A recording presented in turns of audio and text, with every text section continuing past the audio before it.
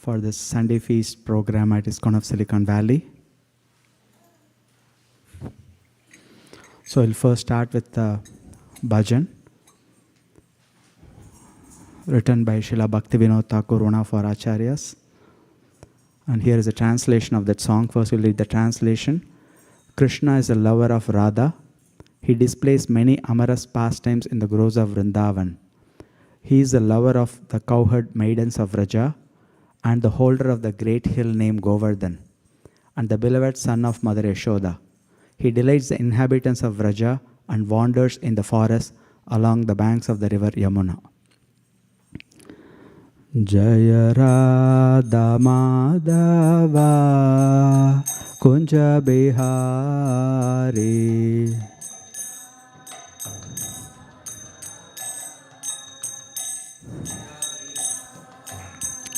Jai Jai Radha Madhava Kunja Bihari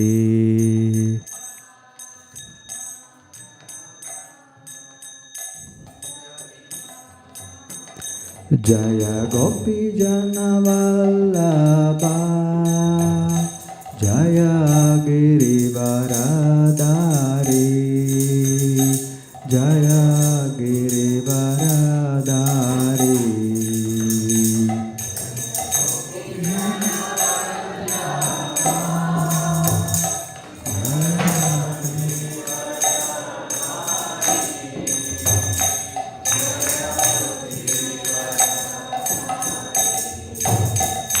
Jaya Gopi Jana Vallabha Jaya Girivaradari Jaya Girivaradari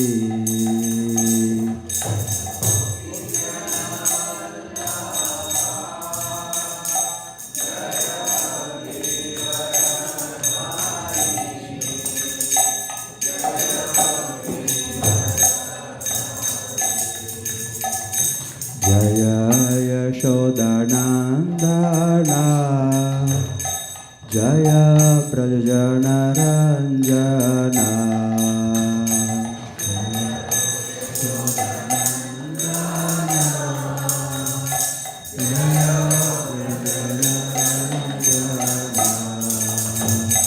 Jaya Yashodanandana Jaya Prajana Ranjana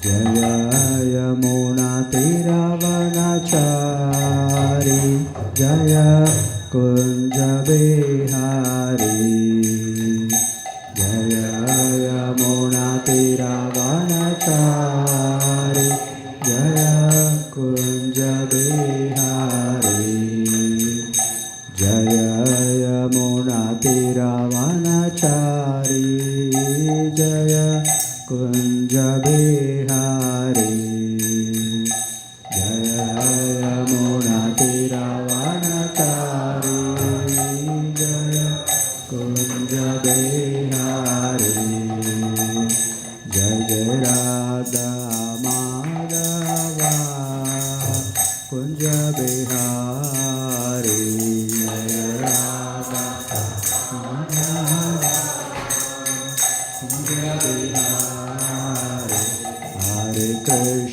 Hare Krishna Krishna Krishna Hare Hare Hare Rama Rama Rama Hare Hare Hare Krishna Krishna Krishna Hare Hare Hare Rama Rama Rama Hare Hare Hare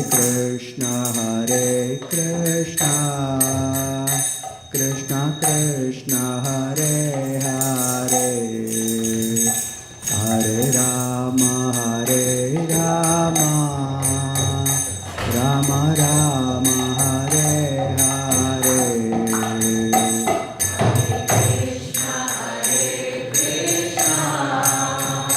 Krishna Krishna, Hare Hare, Hare Rama, Rama Hare Hare.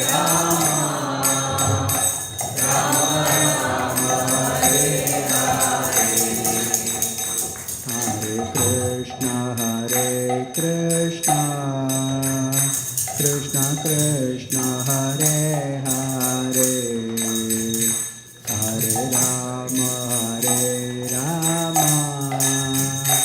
Rama Rama, Hare Hare. Hare Krishna, Krishna Krishna, Hare Hare, Hare Rama, Rama Rama, Hare Hare. Hare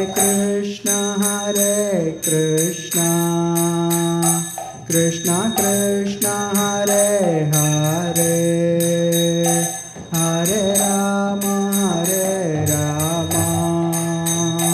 Rama Rama, Hare Hare. Hare Krishna, Krishna Krishna, Hare Hare, Hare Rama,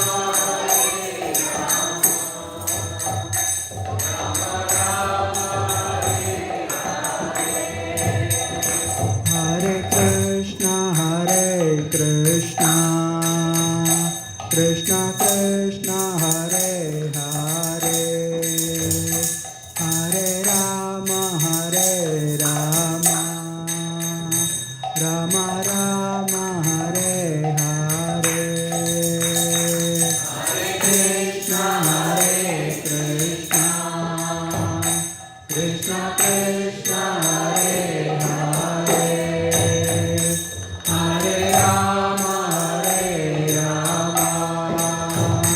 Rama Rama, Hare Hare. Jaya Radha Madan Mohan, Radha Madan Mohan, Radhe. Jaya Radha Mohan, Radha Madan Mohan, Radhe. Jai Jai Radha Madan Mohan, Radha Madan Mohan, Radhe.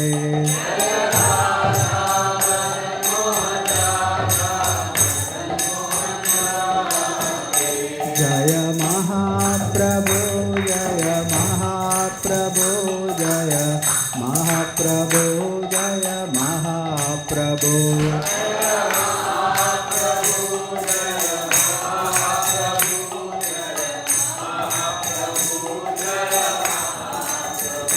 Jaya Lakshmi Narasingha, Jaya Lakshmi Narasingha, Jaya Lakshmi Narasingha, Jaya Lakshmi Narasingha.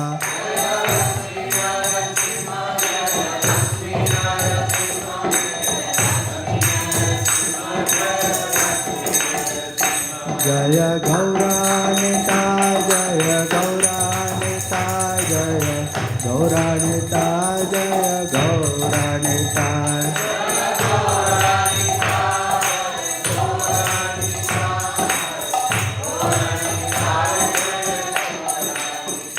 Jaya Prabhupada, Jaya Prabhupada, Jaya Prabhupada, Srila Prabhupada.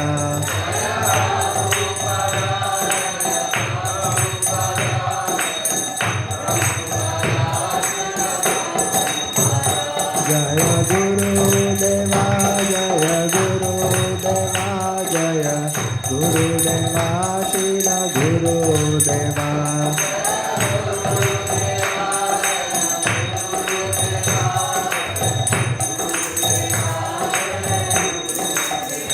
Nittai Gaura Hari Bol, Hari Bol, Hari Bol, Nittai Gaura Hari Bol.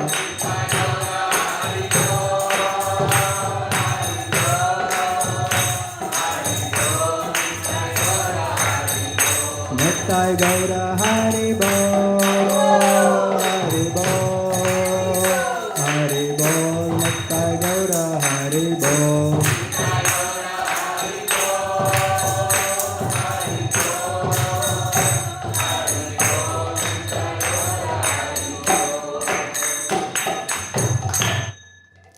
Jai Om Vishpada Paramahansa Nityalila Pravishta Parivirajakaacharya Ashtotra Shatashi Shrimad His Divine Grace Abhichanar and the Bhaktivedanta Swami Srila Prabhupada Ki Jai. ISKCON founder Acharya Srila Prabhupada Ki Jai. Anantakoti Vaishnava Vrinda Ki Jai. Namacharya Srila Thakur Haridas Ki Jai. Prem se kaho Shri Krishna Chaitanya Prabhu Nityananda Shri Advaita Gadadhara Shivasadi Gaura Bhakta Vrinda Ki Jai. Shri Shri Radha Krishna Gopa Gopinatha Shamakunda Radha Kunda Girigovardhan Dham Ki Jai. Vrajabhumi Shri Vrindavan Mathura Dham Ki Jai. Shri Navadvip Mayapur Dham Ki Jai. Purushottam Kshetram Shri Jagannath Puri Dham Ki Jai. Shri Jagannath Swami Ki Jai. Bhakti Devi Ki Jai. Tulsi Maharani Ki Jai. Ganga Maiya Ki Jai. Yamuna Maiya Ki Jai. Samavaita Bhakta Vrinda Ki Jai. Shri Harinam Sankirtan Ki Jai. Transcendental Book Distribution Ki Jai. Gaur Premanandi Hari Hari Bol. All glories to the assembled devotees. Hare Krishna. All glories to the assembled devotees. Hare Krishna. All glories to the assembled devotees. Hare Krishna. All glories, all glories, all glories. Shri Guru and Gauranga. Srila Prabhupada Ki Jai.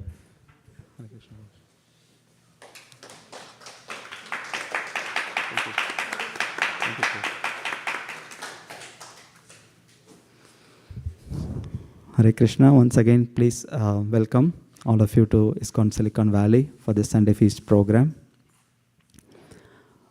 Today we will be reciting from one of the beautiful verses of Srimad Bhagavad Gita. Before that, we'll read the Mangala Charan prayers.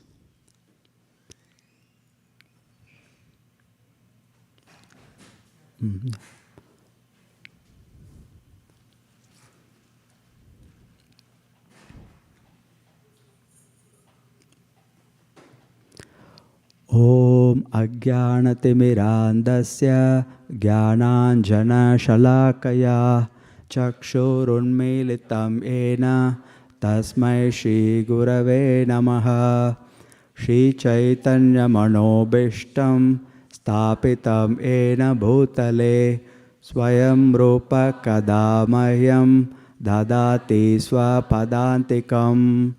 Vandeham Shri Guru Shri Yuta Padakamalam Shri Gurun Vaishnavangscha Shri Rupam Sagrajatam Sahagana Raghunathanvitam Tang Sajivam Sadvaitam Savadutam Parijana Sahitam Krishna Chaitanya Devam Shri Radha Krishna Padan Sahagana Lalita Shri Vishakhanvitangscha. He Krishna Karuna Sindhu Dinabandhu Jagatpate Gopesha Gopika Kanta Radha Kanta Namostute. Tapta Kanchana Gaurangi Radhe Vrindavaneshwari Vrishabhanu Sute Devi Pranamami Haripriye. Vancha kalpatarubhyascha kripa sindubhya evacha patitanam pavanebhyo vaishnavebhyo namo namaha. Jai Shri Krishna Chaitanya Prabhu Nityananda Shri Advaita Gadadhara Shivas Adi Gaura Bhakta Vrinda. Hare Krishna, Krishna Krishna, Hare Hare, Hare Rama, Rama Rama, Hare Hare.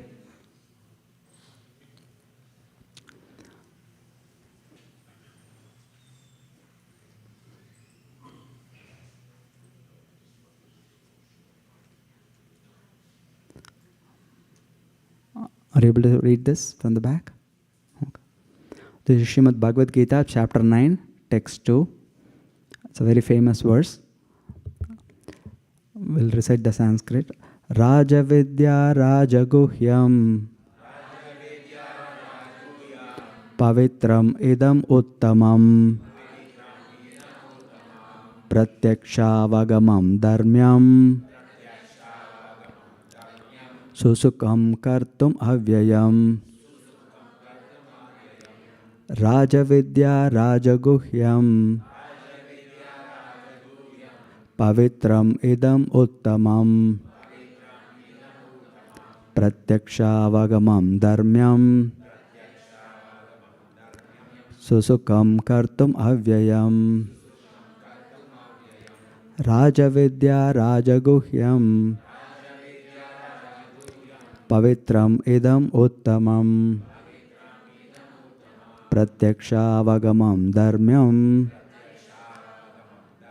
susukam kartum avyayam.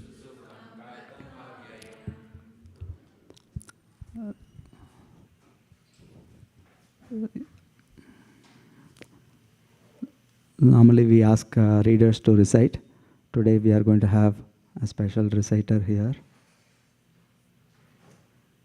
And this verse is about, actually, let me read the translation.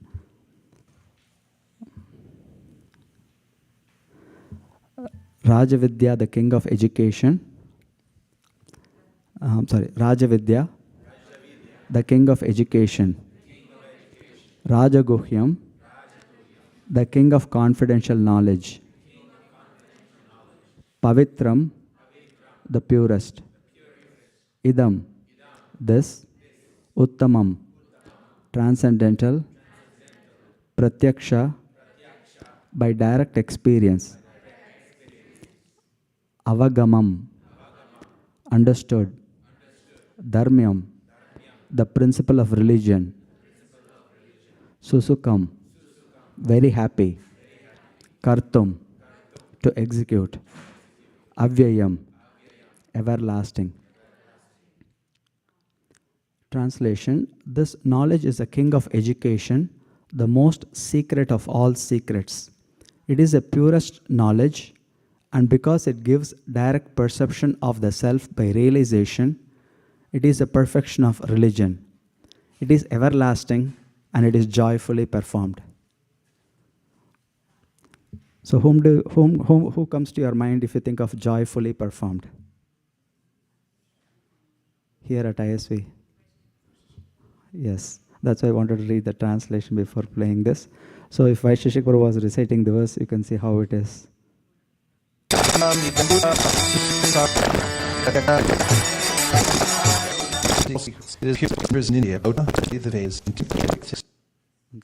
Something happened. Oh.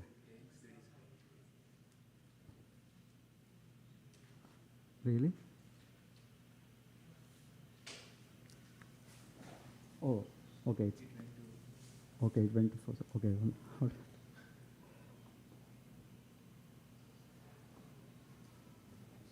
Did it change something?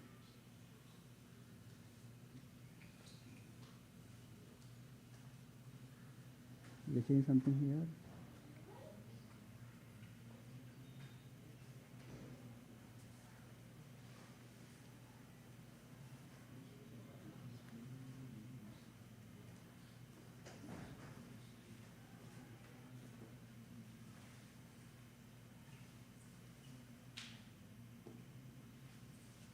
Okay.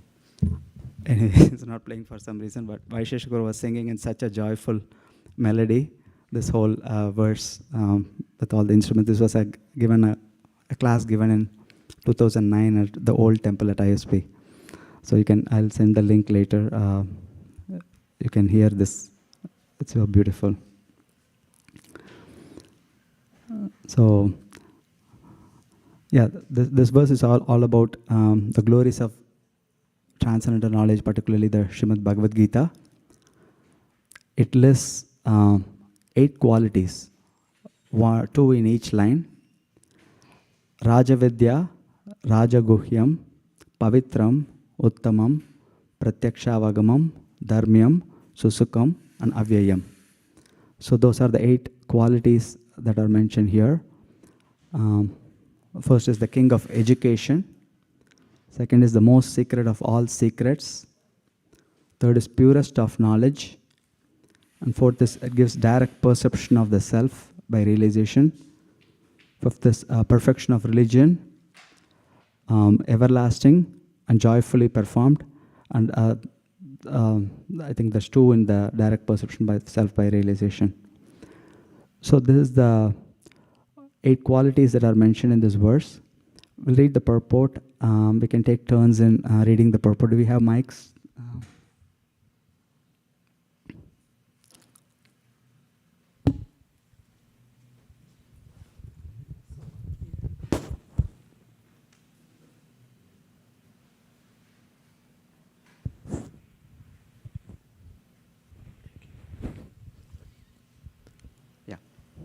This chapter of Bhagavad Gita is called the King of Education because it is the essence of all doctrines and philosophies explained before. Among the principal philosophers in India are Gautama, Kanada, Kapila, Yajnavalkya, Shandilya, and Vaishvanara. And finally there is Vyasadeva, the author of the Vedanta Sutra. So there is no dearth of knowledge in the field of philosophy or transcendental knowledge. Now the Lord says that this 9th chapter is the king of all such knowledge, the essence of all knowledge that can be derived from the study of the Vedas and different kinds of philosophy. It is the most confidential because confidential or transcendental knowledge involves understanding the difference between the soul and the body. And the king of all confidential knowledge culminates in devotional service. Generally, people are not educated in this confidential knowledge. They're educated in external knowledge. As far as ordinary education is concerned, people are involved with so many departments: politics, sociology, physics, chemistry, mathematics, astronomy, engineering, etc. There are so many departments of knowledge all over the world, and many huge universities, but there is unfortunately no university or educational institution where the science of the spirit soul is instructed. Yet the soul is the most important part of the body. Without the presence of the soul, the body has no value. Still, people are placing great stress on the bodily necessities of life, not caring for the vital soul. The Bhagavad Gita, especially from the 2nd chapter on, stresses the importance of the soul. In the very beginning, the Lord says that this body is perishable and that the soul is not perishable. Antavanta ime deha nitya shokta sharirana. That is a confidential part of knowledge. Simply knowing that the spirit soul is different from this body and that its nature is immutable, indestructible, and eternal. But that gives no positive information about the soul. Sometimes people are under the impression that the soul is different from the body and that when the body is finished or one is liberated from the body, the soul remains in a void and becomes impersonal. But actually that is not the fact. How can the soul, which is so active within this body, be inactive after being liberated from the body? It is always active. If it is eternal, then it is eternally active, and its activities in the spiritual kingdom are the most confidential part of spiritual knowledge. These activities of the spirit soul are therefore indicated here as constituting the king of all knowledge, the most confidential part of all knowledge. This knowledge is the purest form of all activities as explained in Vedic literature. In the Padma Purana, man's sinful activities have been analyzed and are shown to be the result of sin after sin. Those who are engaged in fruitive activities are entangled in different stages and forms of sinful reactions.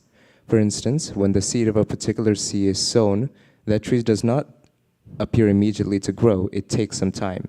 It is at first a small sprouting plant, then it assumes the form of a tree, then it flowers and bears fruit, and when it is complete, the flowers and fruit are enjoyed by persons who have sown the seed of the tree. Similarly, a man performs a sinful act, and like a seed, it takes time to fructify. There are different stages. The sinful action may have already stopped within the individual, but the results or the fruit of that sinful action are still to be enjoyed. There are sins which are still in the form of a seed, and there are others which are already fructified and giving us fruit, which we are enjoying as distress and pain.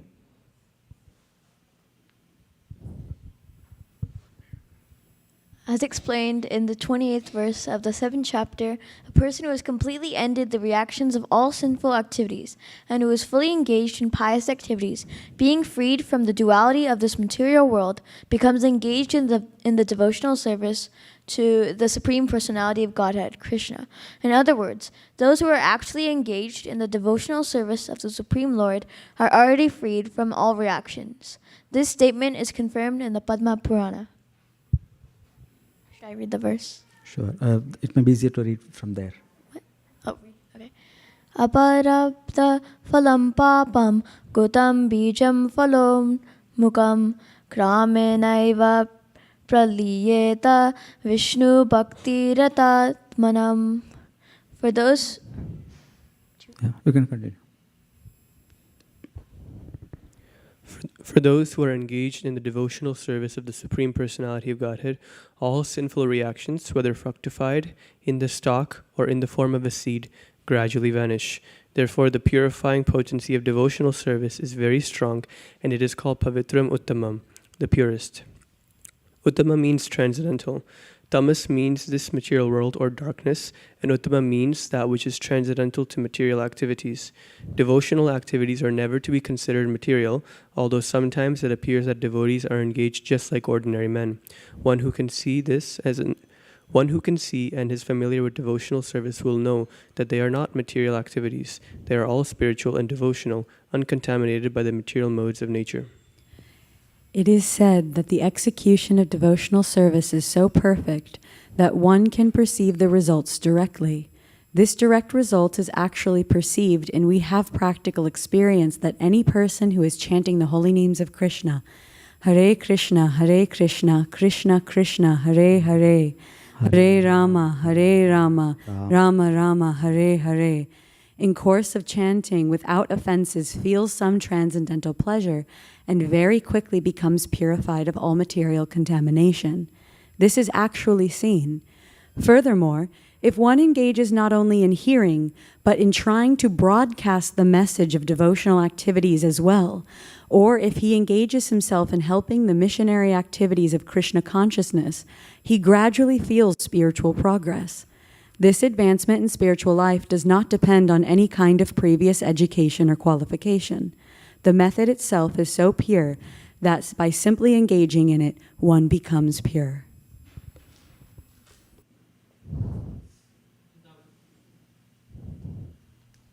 In the Vedanta Sutra, this is also described in the following words: Prakashascha karmani abhyasat. Devotional service is so potent that simply by engaging in the activities of devotional service, one becomes enlightened without a doubt. A practical example of this can be seen in the previous life of Narada, who in that life happened to be the son of a maidservant. He had no education, nor was he born into a high family. But when his mother was engaged in serving great devotees, Narada also became engaged, and sometimes, in the absence of his mother, he would serve the great devotees himself. Narada personally says, Uchchistalepan anumodito dvija sakrisma bhunje tad apasta kilvisha evam pravishtasya vishuddha chetasas tad dharma evatma ruchi prajayate. In this verse from Srimad Bhagavatam, Narad describes his previous life to his disciple Vyasdev. He says that while engaged as a boy servant for those purified devotees during the 4 months of their stay, he was intimately associated with them. Sometimes those sages left remnants of food on their dishes, and the boy who would wash their dishes wanted to taste the remnants. So he asked the great devotees for their permission, and when they gave it, Narad ate those remnants and consequently became freed from all sinful reactions. As he went on eating, he gradually became as pure-hearted as the sages. The great devotees relished the taste of unceasing devotional service to the Lord by hearing, chanting, and Narad gradually developed that same taste. Narad further says further. Tatranavaham Krishna Katha Pragayatam Anugrahena Shanavam Manohara Ta Shraddhaya Menupadam Vishranavatah priyashravyanga mama bhavad ruchihi. By associating with the sages, Narada got the taste for hearing and chanting the glories of the Lord, and he developed a great desire for devotional service. Therefore, as described in the Vedanta Sutra, prakashascha karmani abhyasat, if one is engaged simply in the acts of devotional service, everything is revealed to him automatically and he can understand. This is called pratyaksha, directly perceived. The word dharma means the path of religion. Narada was actually a son of a maid servant. He had no opportunity to go to a school. He was simply assisting his mother, and fortunately his mother rendered some service to the devotees. The child Narada also got the opportunity and simply by association achieved the highest goal of all religion. The highest goal of all religion is devotional service, as stated in Srimad Bhagavatam. Sa vai pusam paro dharmo yato bhaktir adokshase. Religious people generally do not know the highest perfection of religion is the attainment of devotional service. As we have already discussed in regard to the last verse of the chapter 8, Vasidu Yajana Tapasvi Sivya. Generally, Vedic knowledge is required for self-realization. But here, although Narada never went to the school of spiritual master and was not educated in Vedic principles, he acquired the highest results of Vedic study. This process is so potent that even without performing the religious process regularly, one can be raised to the highest perfection. How is this possible? This is only confined in Vedic literature. Acharyam Purusho Veda.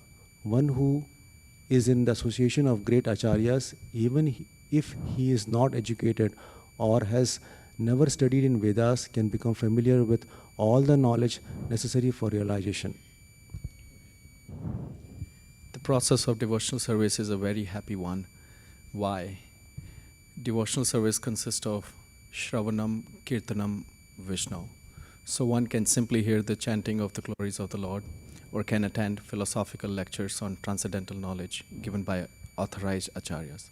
Simply by sitting one can learn, then one can eat the remnants of food offered to God, nice palatable dishes. In every state, devotional service is joyful. One can execute devotional service even in the most poverty-stricken condition. The Lord says, Patram Pushpam Phalam Toyam.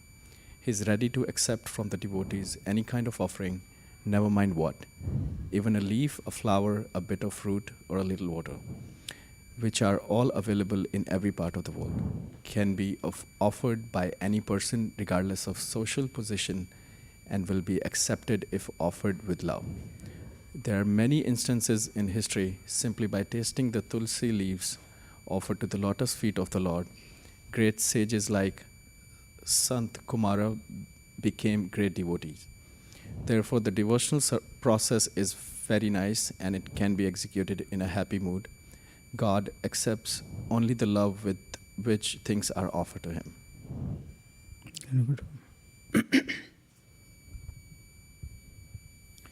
It is said here that this devotional service is eternally existing. It is not as the Mayavadi philosophers claim. Although they sometimes take to so-called devotional service, their idea is that as long as they are not liberated, they will continue their devotional service. But at the end, when they become liberated, they will become one with God. Such temporary time-serving devotional service is not accepted as pure devotional service. Actual devotional service continues even after liberation. When the devotee goes to the spiritual planet in the kingdom of God, he is also engaged there in serving the Supreme Lord. He does not try to become one with the Supreme Lord.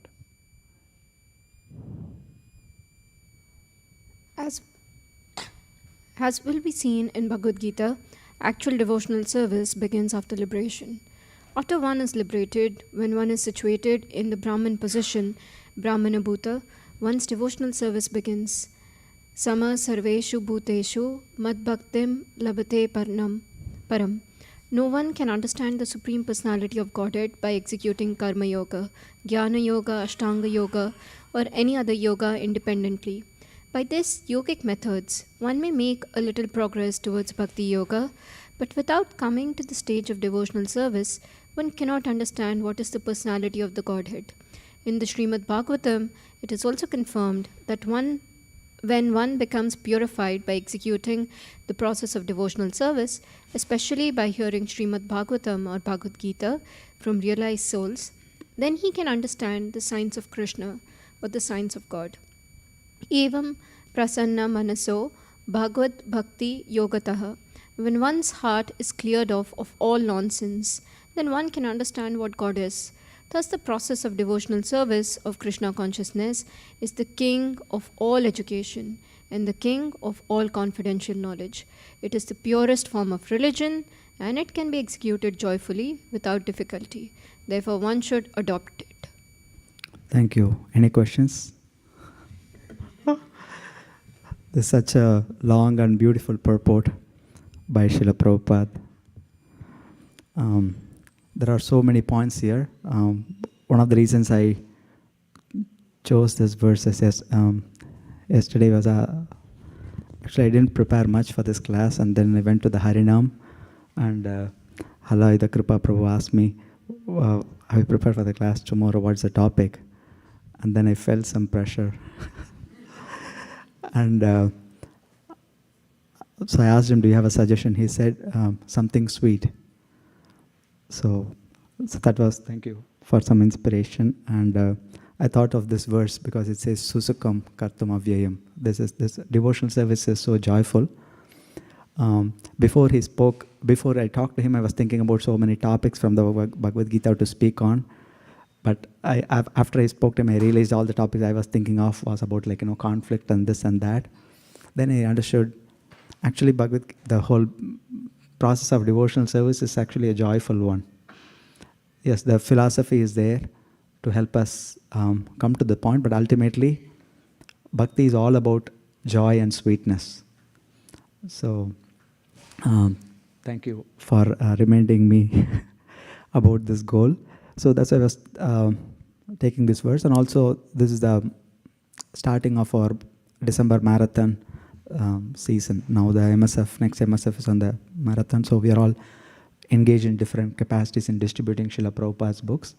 So this particular verse gives such an elaborate description of the glories of the transcendental knowledge, particularly this Bhagavad Gita, and particularly this process of devotional service that Krishna is talking about.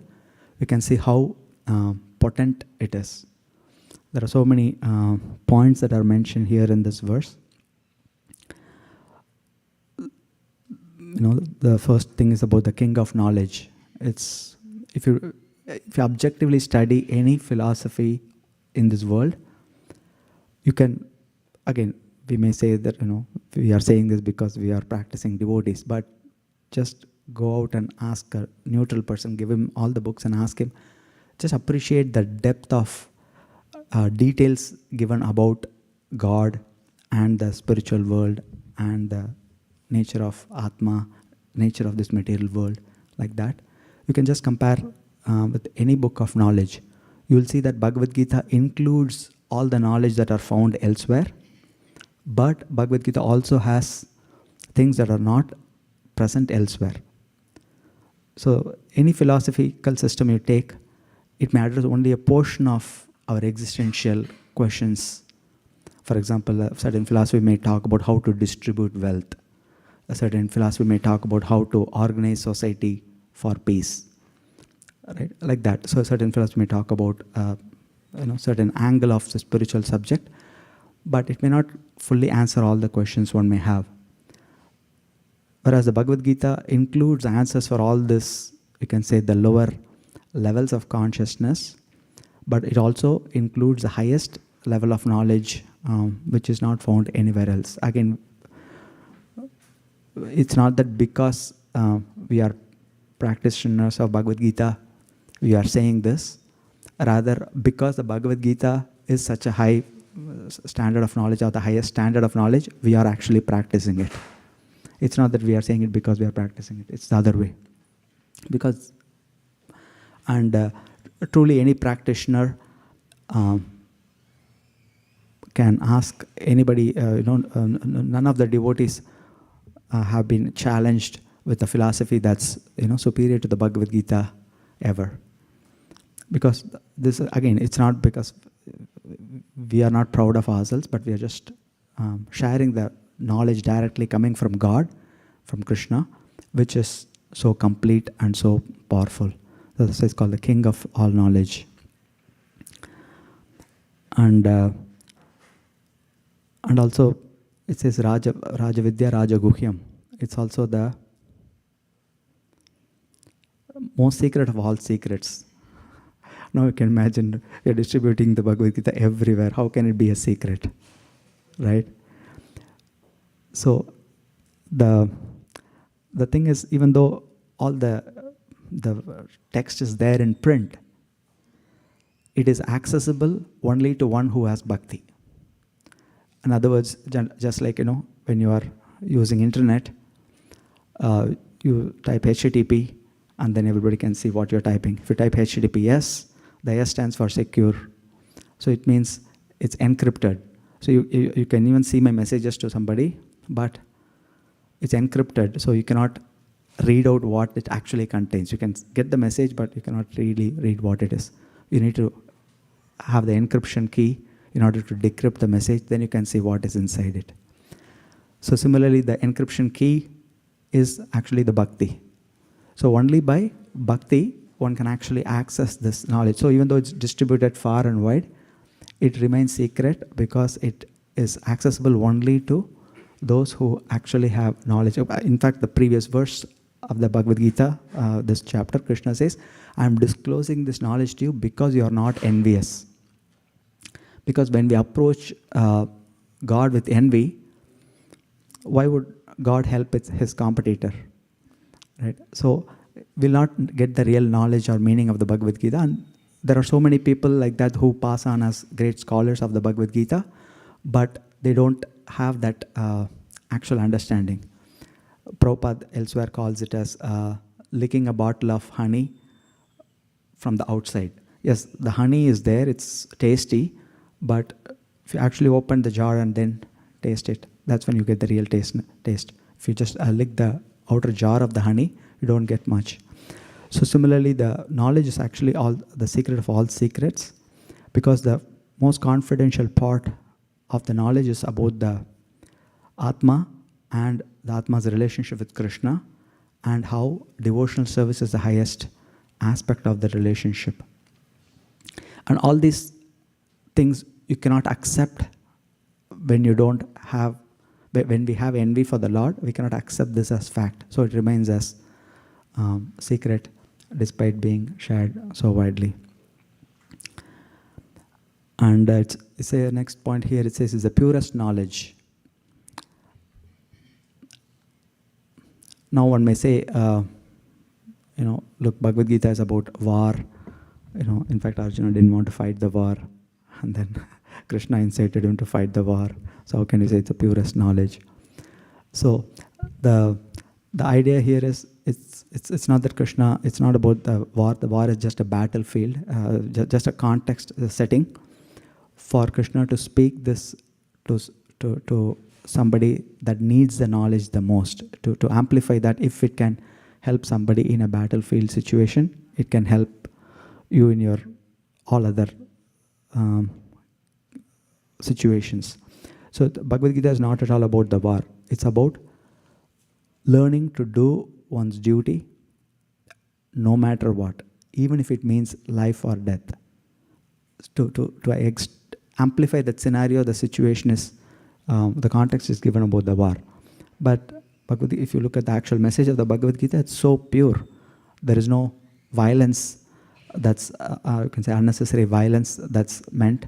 Of course, it doesn't mean that the violence doesn't have a place. There is a place, but it is done according to religious principles and according for protection of law and protection of dharma. So that is the only place for violence. Other than that, there is no place for violence, and one may get challenged, especially in these situations where there are wars being fought, especially on religious grounds. one may get challenged very easily. There's a book about war. We already have enough wars and all that. But actually, this book is freeing us from this concept of war. Why? Because elsewhere in the Bhagavad Gita, Krishna explains the cause of everything. He says, Icha dvesha samutena dvandva mohena bharata sarva bhutani sammoham sarge yanti parantapa.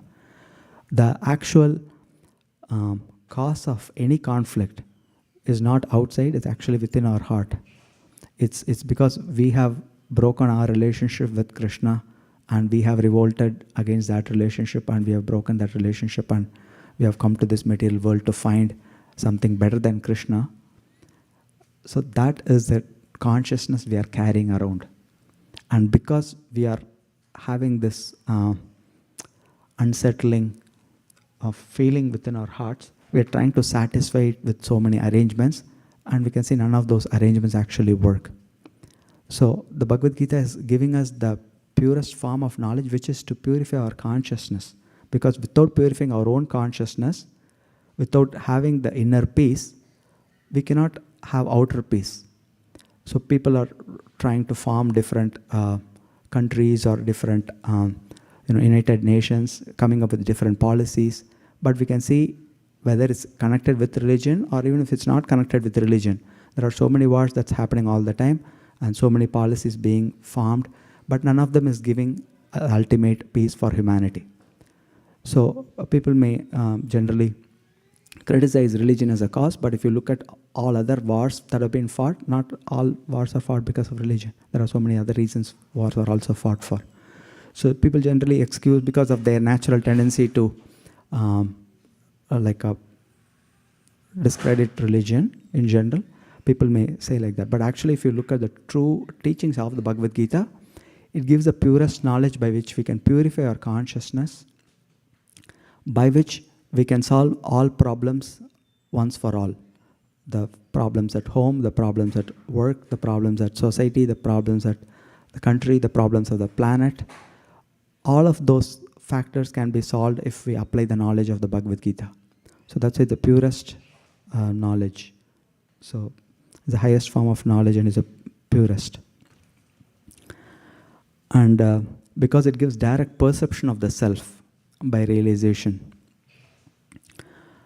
So this is another point Srila Prabhupada mentions, that one can actually feel spiritual joy by practicing devotional service. Right? It's all about, the activities of bhakti is all about hearing, chanting, remembering Krishna, and worshipping the beautiful forms. So as you can see, the eyes like to see beautiful things, but you can see when we see Krishna, is the most beautiful person, decorated with such beautiful outfits and garlands, and you can feel fully satisfied by the process of bhakti. And everybody has practical experience of this, which is why you are coming back here again and again. If this wasn't a joyful process, people would leave after some time. But then people are coming back, they're chanting Hare Krishna year after year. Like that, the reason is because there is direct perception of the joy that comes from this process of bhakti. And it's not that somebody else has to certify that you are happy. It's a direct perception. We can ask ourselves at the end of the day, was I happy before I started chanting, before I started learning about Bhagavad Gita, or am I happy now? So that's something we can remind ourselves of, how, when we especially compare with our previous life, before coming to Krishna consciousness, we can see how our lives would have been dominated by hankering, lust, anger, greed. Even now we may have those things, but we know that those have to be avoided, and we are endeavoring to overcome those. We know that the real path to happiness is by actually becoming closer to Krishna and getting rid of these anarthas. Prior to coming to Krishna consciousness, we wouldn't even know that these are anarthas. In fact, people are proud of their ego. They're proud of their anger. They think, anger means, they are able to show their power. But now at least we know that these are the, pitfalls that we have to avoid, and we become purified in that process. And so we have direct perception of the self by realization. And it is a perfection of religion. So as I mentioned, religion is pure. And Bhagavad Gita gives the highest form of religion in the most pure way, because there is no sectarianism involved here. For example, many religions have this concept of believer and non-believer. Whereas Bhagavad Gita, Krishna says, Sarva Yonisha Kaunteya Aham Bija Pradapita. He says, I am the father of every living being. He is not saying I am a father of only people that believe me or not, or this region or not. So all those, you can say, there are many religions that talk about, they apply only to a certain geography, or only people coming in a certain ancestry, or people following a certain idea. But whereas God, Krishna, is universal. So this is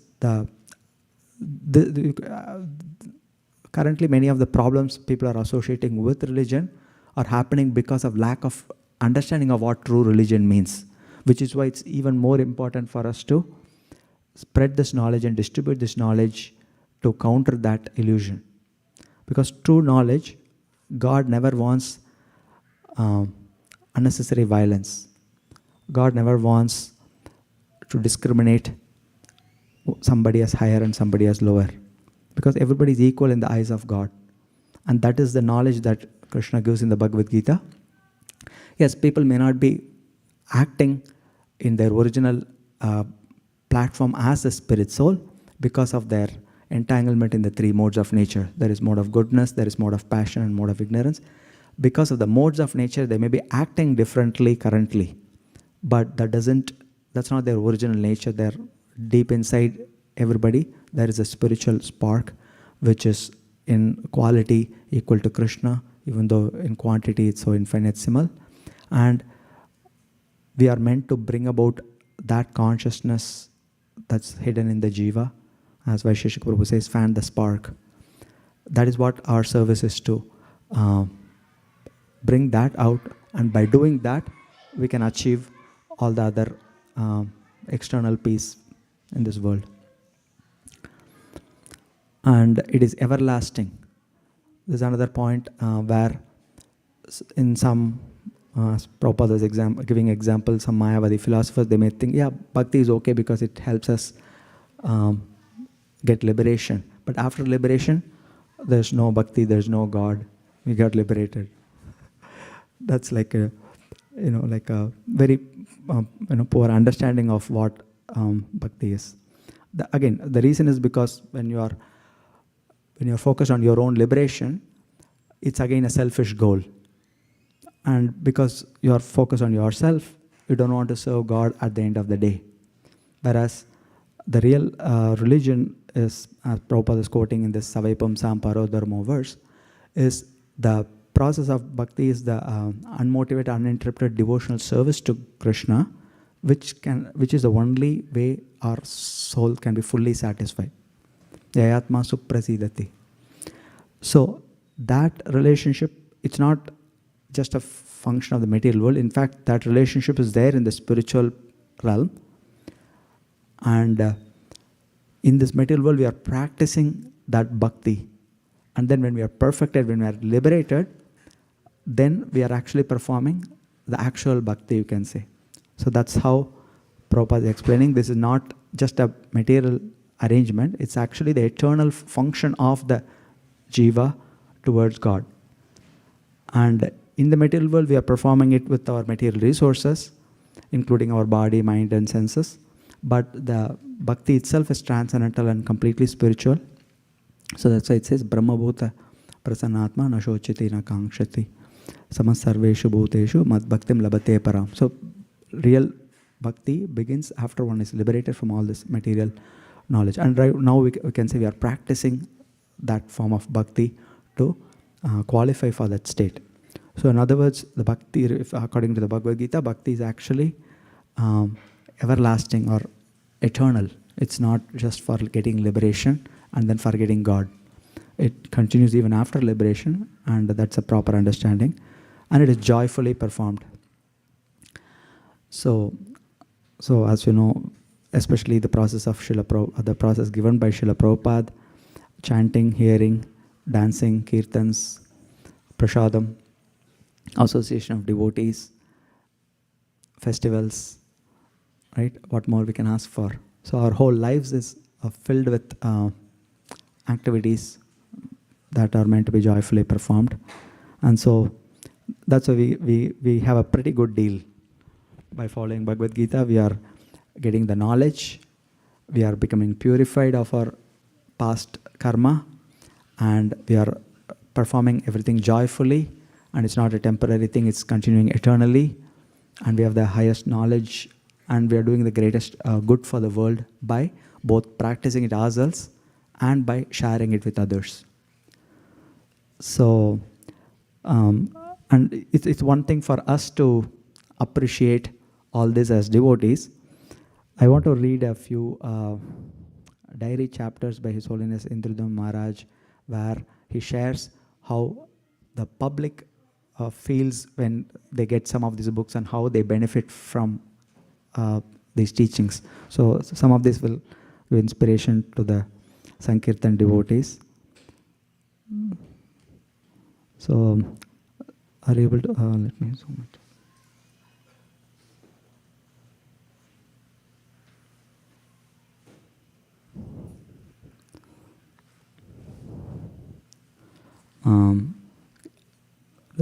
Somebody wants to read this. Ananga Gopika, you want to read this? Okay, mic.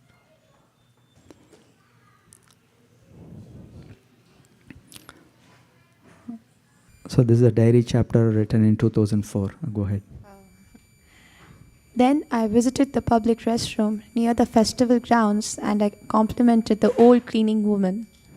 This is the cleanest public toilet I've ever seen in Poland. I said, "Thank you very much." She was struck. "I have been working here 10 years, she said, "and you're the first person to ever thank me. But I am not surprised. You are good people. I've watched your festival from a distance for years now. Everyone leaves your program smiling." "Can you come also?" I said. She looked surprised. "You're inviting me?" she asked. "Yes," I said, "to dinner. I'll come get you at 6 p.m. and we'll have dinner together in a vegetarian restaurant." She looked down. "I'm an old woman," she said. "No one has ever asked me, She stopped. Her eyes had welled up with tears. I took her hand. "I'll be back at 6, I said. But at 5:30 p.m., just an hour into the festival program, our big 7-ton generator broke down. The maintenance crew told me that it appeared to have been sabotaged. It seems someone poured water into the fuel tank," Nitilaksha Das said. "Not everyone appreciates our programs. We have to be always on guard against the envious." So I was 20 minutes late for picking up the old woman. I went with Gaura Haridas and Nandini Dasi. She wasn't there. An old woman was sitting in her chair, bent over preparing a bucket of water to clean the toilets. She went home, he told us. She wasn't feeling well. "I'm sorry to hear that," I said. I looked at the thin, grey-haired, poorly dressed old man and I felt sorry for him. "Do you know the old woman?" I asked. "Oh yes," he replied. "She's my wife. We have worked together here for years. Can you imagine that?" "No," I said, "I can't." I immediately regretted my answer. I was afraid I had insulted the old man, so I tried to smooth things over. "I don't think there's anything wrong with working here," I said. "I meant to say "Don't worry," said the old man. "I know it's not the best work and it doesn't pay well, but we get by." He paused. "And do you know how?" he asked. I was afraid I would put my foot in my mouth again, so I didn't answer. "By reading the Gita," he said slowly. Gaurahari, Nandini, and I looked at each other in amazement. "Yes," he continued, "your Gita makes sense of everything. You can clearly understand the soul by reading the Gita. No other religion has such a concise explanation of the soul, reincarnation, and karma. If a man kills someone and then himself dies soon after, how will he be punished unless he is born again? Reincarnation explains why some people are born into misery and others into good fortune. For a moment, I thought I was dreaming. Was the old cleaning man really speaking the Vedic philosophy? Take the material body, he continued. It's only dead matter. How can it be activated unless there is the presence of the soul? That's why it's wrong to kill animals. They also have souls. God created beings so they could live, not so they could be killed. I was struck by his clear logic. A man works all his life, he continued, and he gets a pension to live out his remaining days. But the cow gives milk all her life, and then people kill her? It's wrong. And the whole world is suffering the reaction in the form of wars. Therefore, God sends messages at different times to enlighten us to these truths. But people just don't listen. What can be done? Gaurahari turned to me. Sometimes I think you exaggerate in your diaries, he said, but I will never think that again. You know, I whispered to him, that's the same thing Dharmatma Prabhu said after we survived a serious car accident near Jagannath Puri. I turned to the old man. But there is an answer, I said. We can have festivals like these to help people understand. Yes, he said, you are right. Go on with your festivals. Let people hear the truth. I had to return to the festival to give my stage lecture. One more thing, I said. Can you and your wife be my guests for dinner tomorrow evening at the last night of the festival? He looked surprised. Please, I continued. We would be honored. All right, he said. Thank you. He stood up and picked up the bucket. I didn't know what real religion was until I read the Gita. He said softly, half to himself, as he disappeared into the toilets. Srila Prabhupada's words came to my mind. Therefore, we stress so much in the book distribution. Somehow or other, if the book goes in one hand, he will be benefited. If he reads one shloka, his life will be successful. Therefore, we are stressing so much. Please distribute books, distribute books, distribute books. Lecture January 5th, 1974 at Los Angeles. Jai.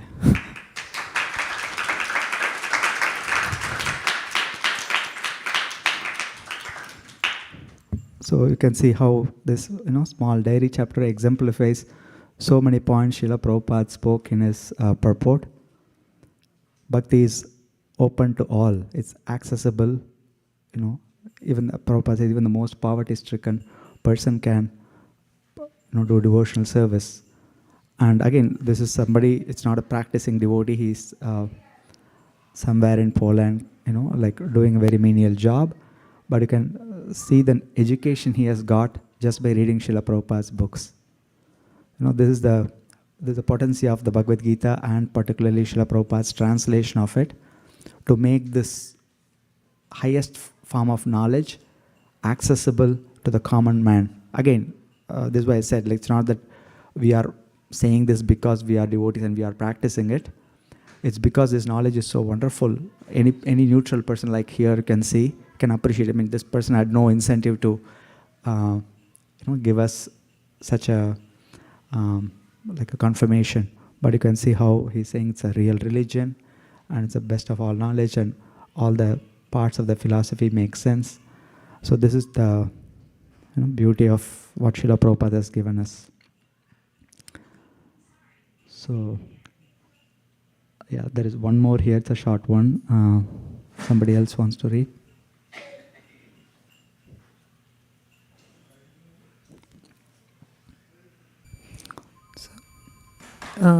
Tent when a man came running out. 1 second, let me zoom it, okay? Okay, as I walked. Yeah. As I walked around the festival site, I passed by the book. Tent when a man came running out. Swami, he said, would you please sign my Bhagavad Gita? I wrote a small note inside the cover. Have you seen the Gita before? I said. Oh yes, he replied. I bought your Gita in 1992 in the south of Poland. I had always been interested in philosophy. But after reading the Gita translated by your spiritual master, I realized there is no philosophy in the world that can compare. Thank you, I said. You have ever visited our temples? No, he replied. Do you communicate with devotees? I said. No, I don't, he said. This is only the second time I have met you people. The first was when I bought the book. This one's for a friend. This one is for a friend. You haven't seen us since 1992, I said. This was written in like a 2009 or something, like 17 years later. Yeah, go ahead. That's correct, he said. I was really happy when I got an invitation to the festival on the beach today. What do you do for a living? I asked. I am an artist by profession, he said, and I teach the Gita twice a week in my home in Germany. I have been doing this since 1993. In my classes, I always establish that Krishna is supreme and that all other spiritual paths like yoga, jnana, and Brahman realization are inferior to bhakti. I am amazed, I said. But you know, he said, the only reason no one has ever defeated me in philosophical debate is because I know Prabhupada's Gita by heart. It's the perfect philosophy. This is amazing. So again, like these are like, just common people with no affiliation, you can say, to the Hare Krishnas, because he's just meeting the devotees for the second time. So the book stands on its own merit, and Srila Prabhupada is talking to every person that receives it, and whoever is receiving it in an open mind, you can see how they are actually transformed by it, the knowledge contained in it. So next case study. Again, this one is a little, very touching. So keep your Kleenex ready.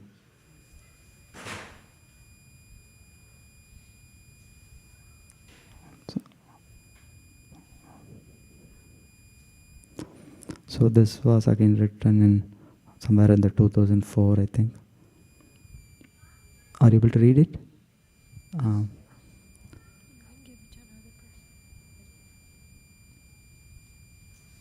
Yeah, Kennedy, you want to read it?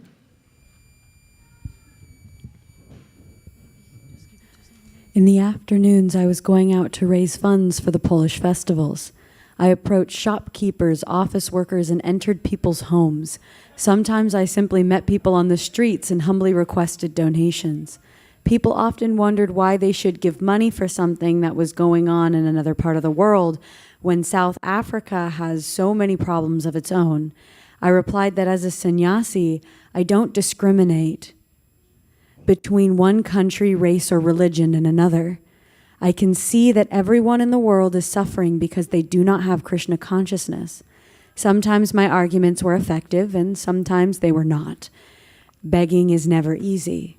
Still, I was happy to be preaching on the streets.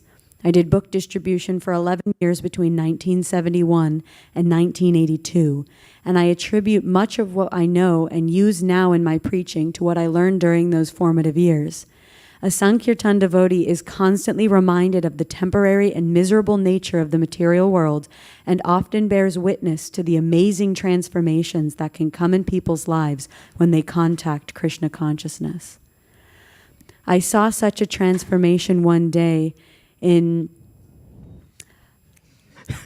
good luck, okay. Pietermaritzburg, 70 kilometers from Durban. Fatigued by the late afternoon sun, I decided to finish the day's collecting and began walking back to the car. Stopping to rest in the shade, I looked up and saw a sign above the door where I was standing. It read, City Funeral Home. Thinking it might be a suitable place to invoke sympathy for my cause, I opened the door. I cringed as I walked into the somber atmosphere of the funeral parlor and saw the coffins and tombstones displayed. Not finding anyone at the reception desk, I peered through an office window and saw a man sitting at a desk reading a book. He was so absorbed in reading that he hadn't heard me enter. When he did see me, my saffron robes and shaved head appeared to startle him. Still, he invited me to enter the office. As I made my way in, his attention wandered back to his book. I sat patiently for a few moments before his desk, then said, "That must be an important book you're reading." "Oh, yes," he replied. It's the most important book I've ever read." Squinting in the dim light, I tried to read the title. Noticing my curiosity, he said with affection, This is Bhagavad Gita as it is. And leaning closer, I saw the familiar picture of Lord Krishna driving Arjun's chariot on the cover. I started reading this book a year ago, just after my son died in a traffic accident. He said, "I'm sorry to hear that you lost your son," I said. He closed the book and looked wistfully at the framed picture of the young man on the wall. He was only 22, in the prime of his life. He was a good boy. Then looking up, he said, "A year before his death, he came in contact with your movement. He became a vegetarian, started chanting, and visited your temple regularly. He tried his best to get me involved, but I had no interest. I was only concerned with making money and enjoying life. As a result, we sometimes quarreled about his newfound faith. I was hoping it was temporary, something he would grow out of. Then one day he came home, and I said I should put my shoe shop on the market, because selling leather shoes brought bad karma. Can you believe it? For 20 years I had that shop, and one day he tells me I should sell it. And you know what? I sold it. Not because of the leather shoes, but because I loved my son. I decided to retire and use the money from the sale to start him in a business of his own. This funeral home was a bargain. He managed it for only a week, but then one day on his way to work, he was killed. A friend who survived the accident told me that he called out Hare Krishna in his last moments. I was devastated. My only son had perished, vanished from the face of the earth, ceased to exist. It was too much for me. One morning I got the strength to come down here to collect his things and close the business. When I walked into my son's office, I saw this book lying open on the desk. There was none of the usual things on the desk, no papers or files or pens, just this Bhagavad Gita open at this page. I was drawn to reading it, and as I did so, the words became a soothing balm to my distraught soul. I discovered that my son had not actually perished, but that his body had died. Only his body had died. I learned that he was an eternal soul, and that having chanted the name of God at the moment of death, he may as well have gone back to the spiritual world. I no longer lament the tragedy that took him. I'm only sorry I didn't take up his entreaties to practice spiritual life with him while he was alive. I kept this business going in his memory. Being an undertaker is an unusual occupation. I don't have to advertise. There's always work. But many of my customers are in the same position, distraught and suffering. I share with them the knowledge I have found in this book. My real business is reading Bhagavad Gita and chanting Hare Krishna like my son. That said, he looked down at the Bhagavad Gita and began to read. I took that as my cue to leave. I didn't ask him for a donation. I was simply grateful for the experience. I felt I had received something valuable, a deeper faith in Bhagavad Gita and Krishna's holy name. However, as I walked to the door, the gentleman looked up and extended his hand. "Here, take this," he said. "You can use it to get this knowledge to others who are suffering." I turned and accepted his offering, and as I did, my eyes fell on the open page of the Bhagavad Gita. It was the last verse his son had read, and a source of great solace to his father. Although I had read it hundreds of times, by the Lord's grace, it suddenly meant much more to me. Janam karma chame divyam evam yo veti tatvata it's hard to see. Tektva. Tyaktva deham punarjanma naiti mam eti saryujana. One who knows the transcendental nature of my appearance and activities does not, upon leaving his body, take birth again in this material world, but attains my eternal abode, O Arjun. Okay. So sobering, right?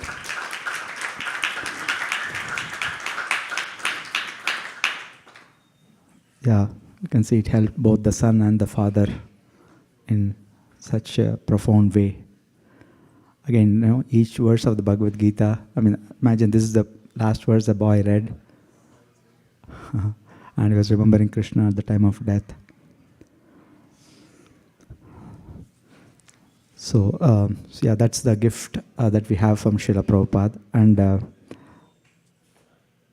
I'll finish with one other sweet pastime here. Somebody else wants to read this? This again, another book. This time is a Krishna book. Somebody wants to read this? Okay. Yeah. Soon after. 1 second. Soon after Govardhana Parikrama, we visited Uchagan, the appearances. Soon after our Govardhana Parikrama, we visited Uchagan, an appearance. Soon after our Govardhana Parikrama, we visited It's the next line. Sorry. The appearance of place of Lalita. Oh. Yeah. So, the appearance place of Lalita Devi, Srimati Radha Rani's closest Sakhi.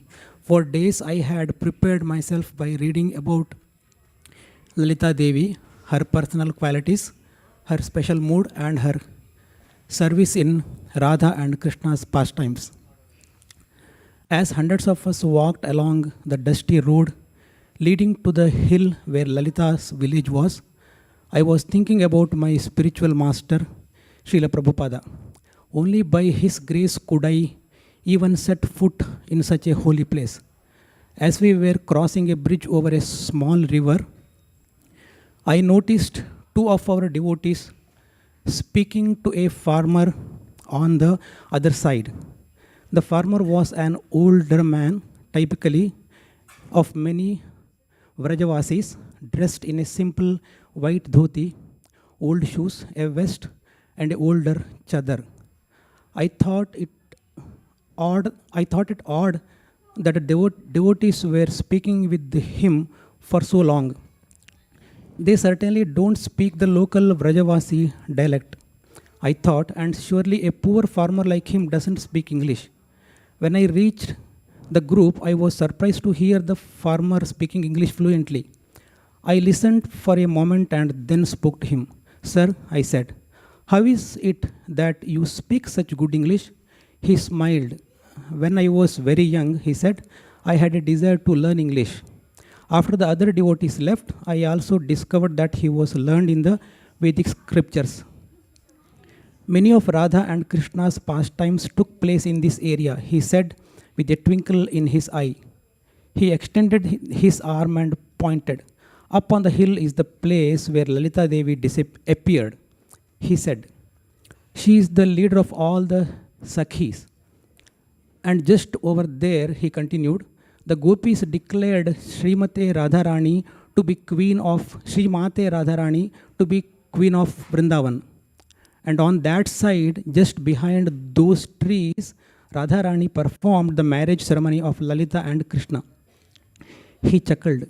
Radharani became so happy that her veil fell off and landed on a rock. He said, you can still see impression of that veil on the rock. It is called Chitra Vichitra Shila. You know a lot, I said. He laughed. Everyone out here knows these things, he said. This is all we talk about. His expression became serious, but it's quite quickly changing, he said. With material progress and Western influence, our culture here in Vrindavan is being negatively affected. Now people are more interested in watching television and Bollywood videos, even out here. I'm sorry to hear that, I said. I asked the farmer to go with us up the hill to Uchagan. Along the way, we continued our discussion. I am happy being a farmer, he said. With my knowledge of English, I could have had a good job in the city, but that would have meant leaving Vrindavan, and this I would never do. When our party reached the temple on top of the hill, I gave a talk about Srimati Lalita Devi, recounting a number of her transcendental pastimes. My respected guest sat next to me and seemed to enjoy the talk. But as I spoke, I felt increasingly embarrassed. This gentleman was born in Vrindavan, I thought, and he has been living here his whole life. He knows these things better than I do. Who am I to speak in front of him? After my talk, the farmer and I sat down to take prasadam together, and I noticed he was carrying a small bag.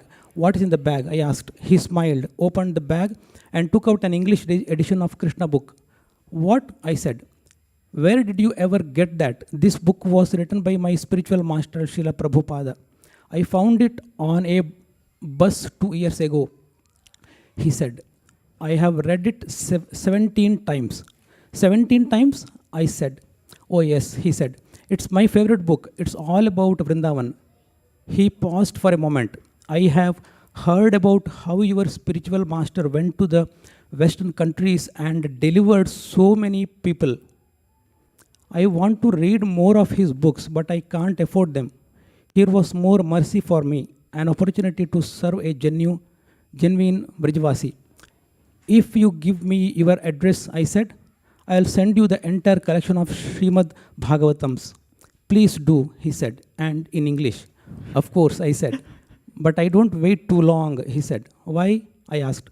I am over 50 now, he said. I want to start traveling to all the holy places in India, I said. No, he said. I plan to travel throughout Vrindavan and share with everyone what I have learned from your spiritual master. Really? I said. Yes, he said. If people in these villages were to know his message, Vrindavan could be saved from the onslaught of Western culture.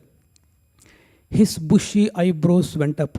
Just as your spiritual master went to the West and delivered so many people, he said, so his teachings can restore Vrindavan's culture to its original glory.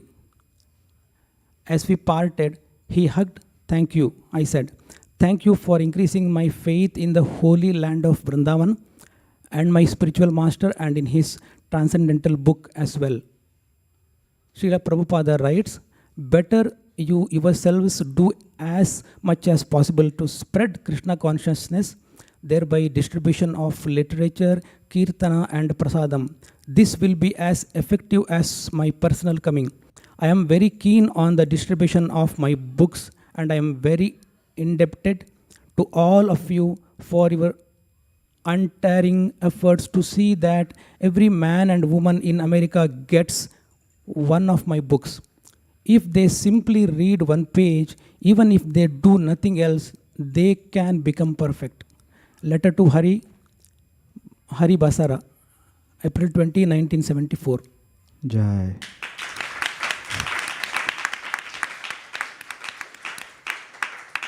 So as you can see, these books are valuable not only in the West, also even in India, because this is the need of the hour to educate everybody.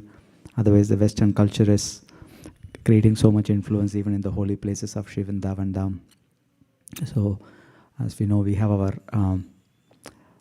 the program to distribute several books to villages, right? The Gram, they're done. So you can see how vital these programs are.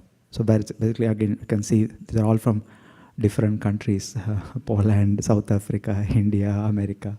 So all these pastimes are taking place all over the world of Srila Prabhupada, speaking to these devotees through his books and transforming their hearts even when they have or they don't have association of devotees. So that's how much potent they are. And I hope, again, this is a service to inspire you all in distributing your books. Again, these pastimes, there are so many things happening. Again, some are recorded and many are not.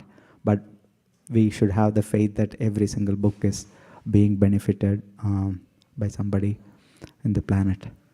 So whether we know it or not, that doesn't matter. That's the meaning of doing our duty without expectation of results. And because it's an order coming from our spiritual predecessors, just following that will bring us a perfection.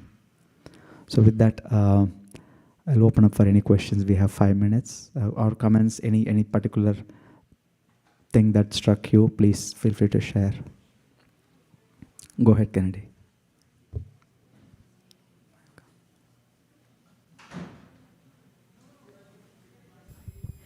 Hare Krishna.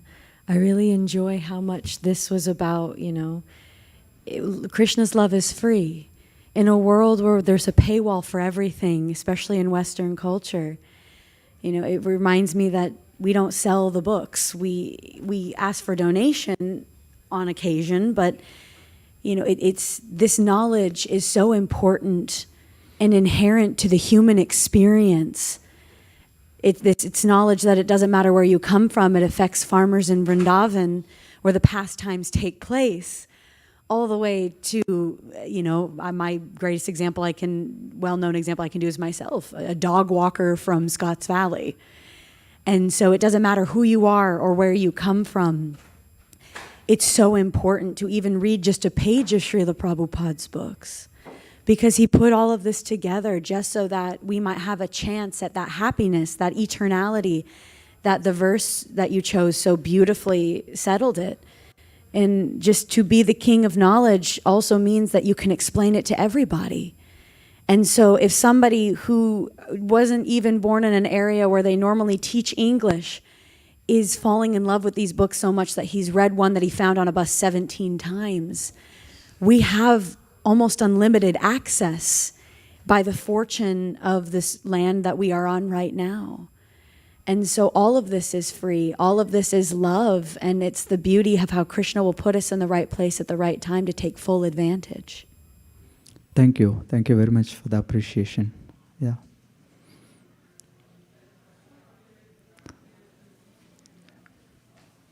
Any other comments or questions? Yes, Sri Krishna Purushottam Prabhu. As Vaisheshika Prabhu says, he only talks about two things, about cow protection and about books. Hare Krishna. Thank you, Prabhu, for sharing the nectar as Maharaj distributing. And you mentioned about Grama Vidyadhan, Prabhu, like as ISV, we have placing these books into the villages in India, and not only in India, in Africa, in other countries also. The recent one, my brother placed a Bhagavatam set in a village in India. So the villages, most of them have this problem of drinking alcohol, and there are so many problems in that village. Once the Bhagavatam set went, and now after 1 year we went and followed up with them, and every day they read it for 1.5 hours in a small Lord Shiva temple there, and then they now finished 5th canto. Jai. So this is a great thing. Thank you. Wonderful.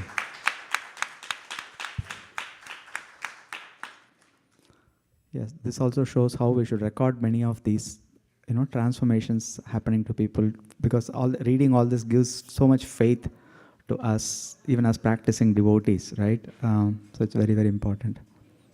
Thank you. One last comment before we wrap up. Shraddha Mataji, please. Can somebody pass a mic to Shraddha Mataji?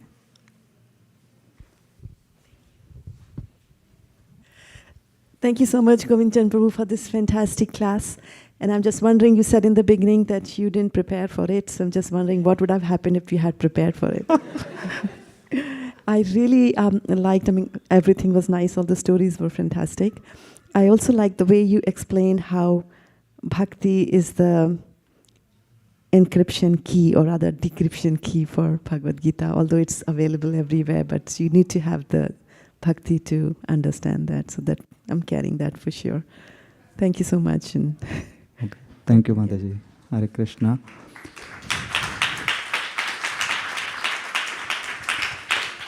So next we will joyfully perform the kirtan. So the kirtan will be led by Sundarananda Prabhu, and after that the Narshingarthi will be led by Vraja, and it's just a coincidence that they both happen to be my relatives. Hare Krishna.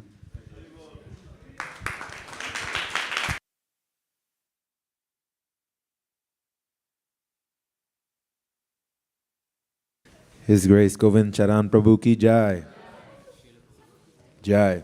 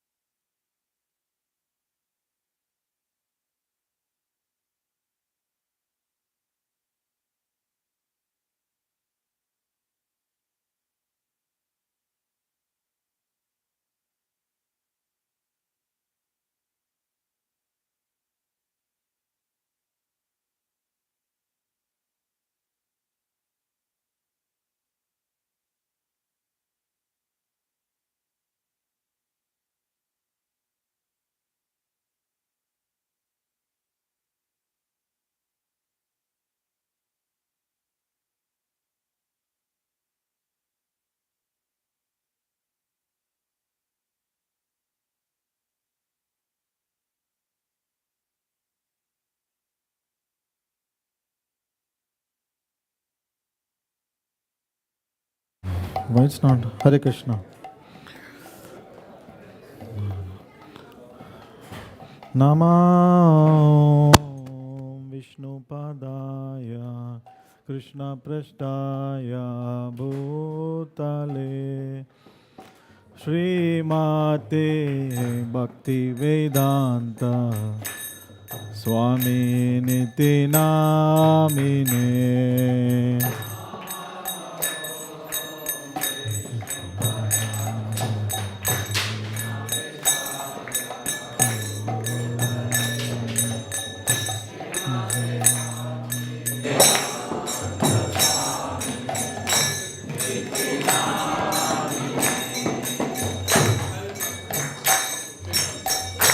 Namaste Saraswati Devi Gauravani Pracharine Nirvishesha Sunyavadini Pashatyadishadarine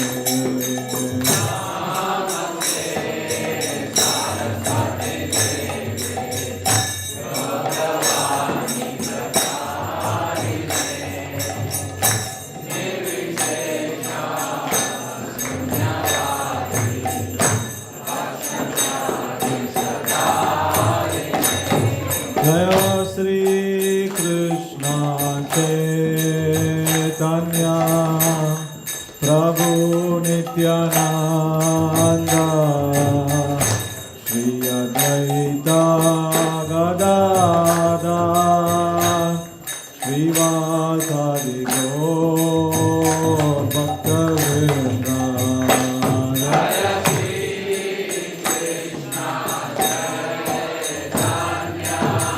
Chaitanya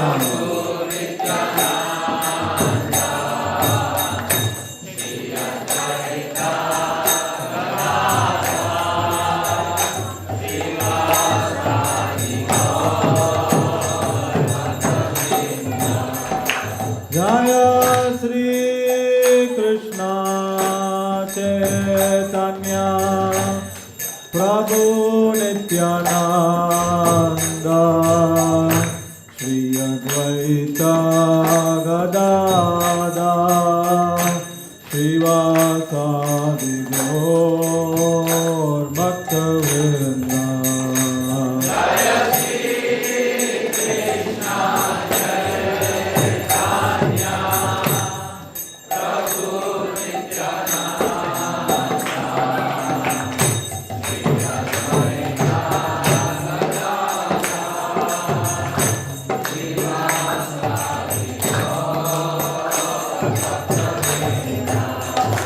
Hare Krishna, Krishna Krishna, Hare Hare, Hare Rama, Rama Rama, Hare Hare.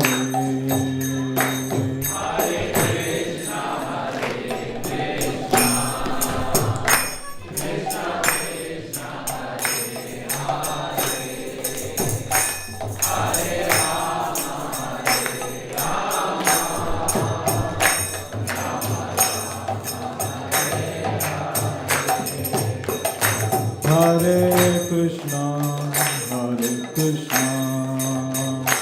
Krishna Krishna, Hare Hare, Hare Rama, Rama Rama, Hare Hare, Hare Krishna, Jai Govind. Jai Govind.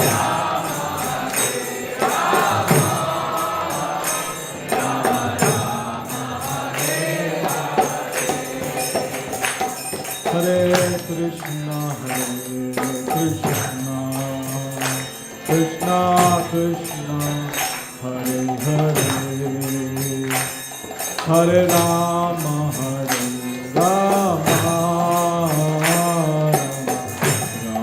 Hare Hare,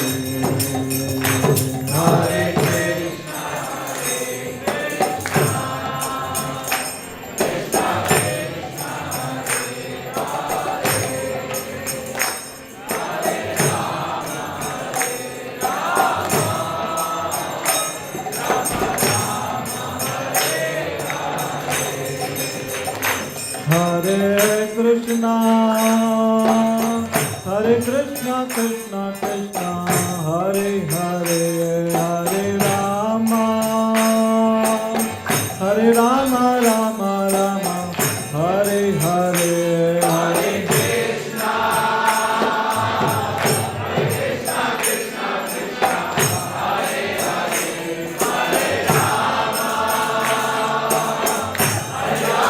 Hare Rama, Rama Rama, Hare Hare, Hare Krishna, Hare Krishna, Krishna Krishna, Hare Hare, Hare Rama, Hare Rama, Rama Rama, Hare Hare, Hare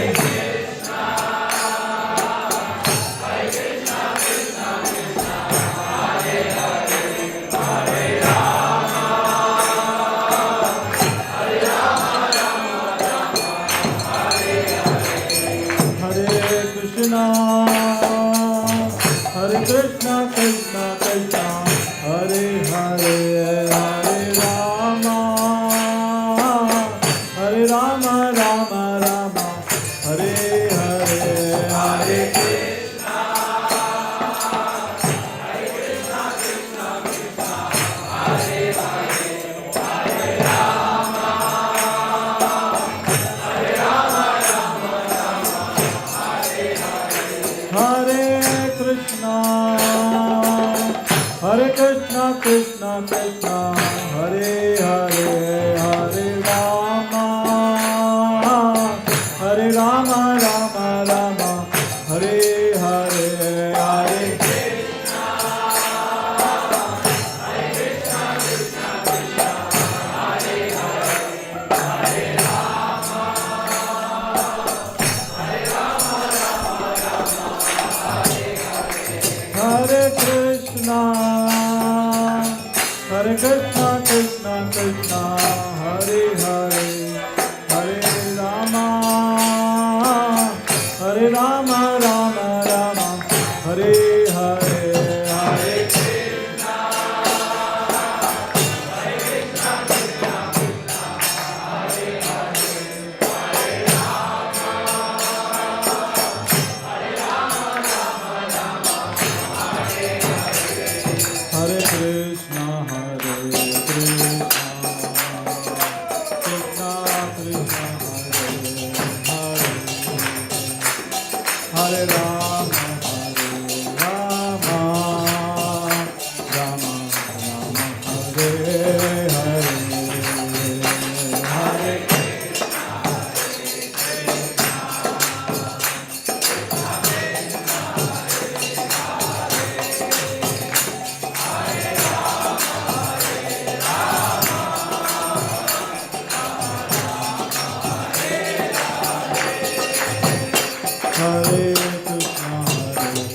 Krishna, Krishna Krishna, Hare Hare,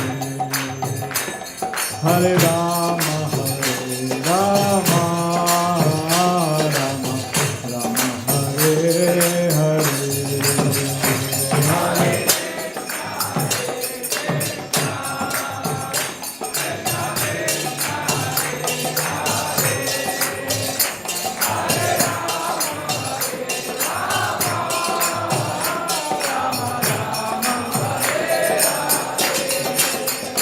Hare Krishna, Hare Krishna, Krishna Krishna, Hare Hare, Hare Rama, Rama Rama, Rama Hare Hare, Hare Hare Krishna, Krishna Krishna, Hare Hare, Hare Rama, Rama Rama, Hare Hare, Hare Hare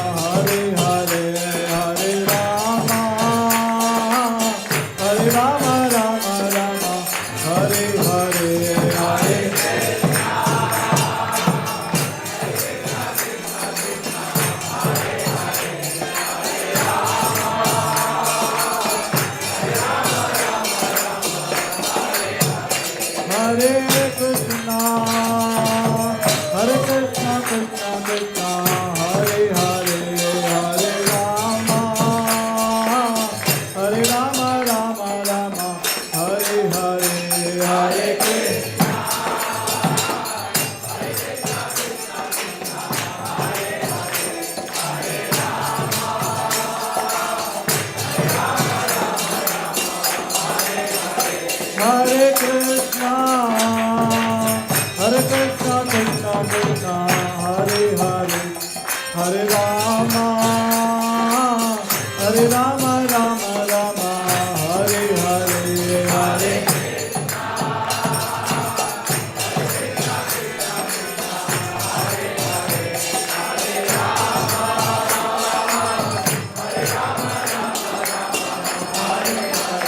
Hare Krishna, Krishna Krishna, Hare Hare, Hare Rama, Rama Rama, Hare Hare, Hare Krishna.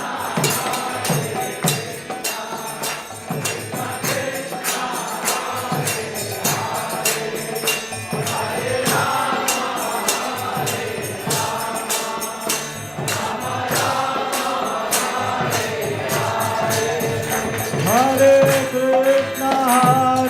Krishna, Krishna Krishna, Hare Hare, Hare Rama, Rama Rama, Hare Hare, Hare Krishna. Hare Krishna, Krishna Krishna, Hare Hare, Hare Rama, Rama Rama, Hare Hare,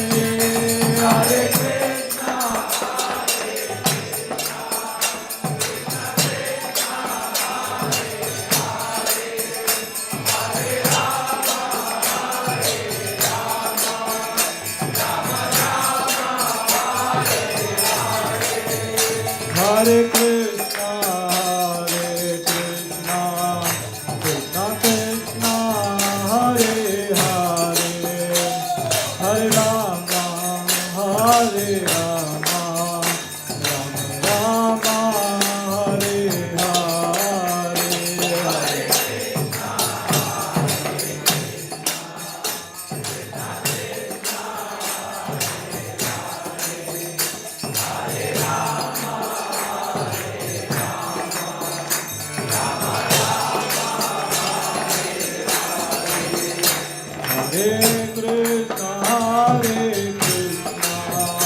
Krishna Krishna,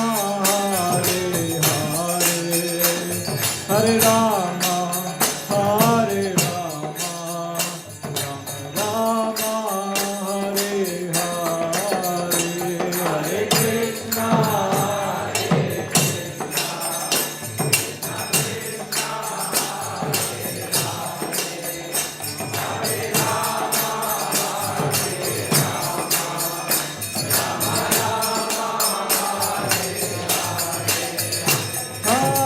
Hare Krishna, Krishna Krishna, Hare Hare, Hare Rama, Rama Rama, Hare Hare,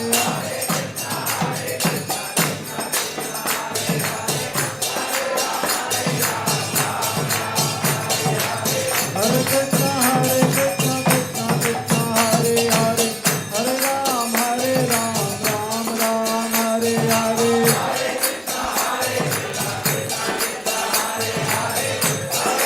Hare Krishna, Krishna Krishna, Hare Hare, Hare Rama, Rama Rama, Hare Hare.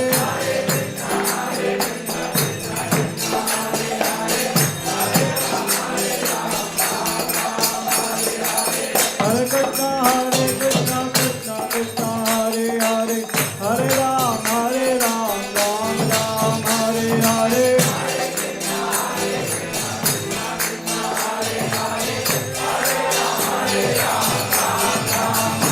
Hare Krishna, Krishna Krishna, Hare Hare, Hare Rama, Rama Rama, Hare Hare, Hare Krishna.